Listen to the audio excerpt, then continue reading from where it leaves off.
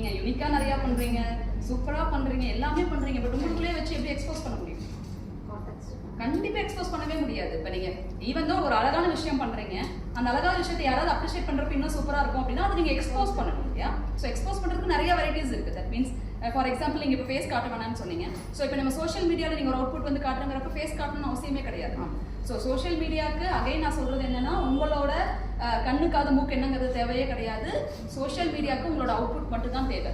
அதனால சோஷியல் மீடியாவுக்கு வரதுக்கு பயமா இருக்கு, முன்னாடி நின்று பேசுறதுக்கு பயமா இருக்கு, வந்துட்டு எனக்கு வந்து ரொம்ப ஷிவரிங்கா இருக்கு அப்படின்னு சொல்றது பட்சத்துல எந்த சோஷியல் மீடியாவையும் உங்க ஃபேஸை காட்டுங்கன்னு சொல்றதே கிடையாது. இன்னைக்கு நீங்க பாக்குற எத்தனையோ பிளவுஸ்க்கு பின்னாடி இருக்க ஓனர்ஸோட ஃபேஸ் உங்களுக்கு தெரியுமா?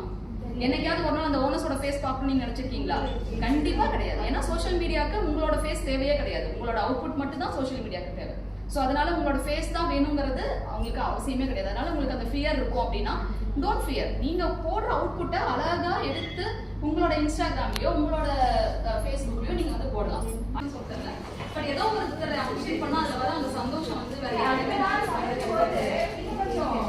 எக்ஸ்ட்ராட்டோட சமைக்கிற மாதிரி.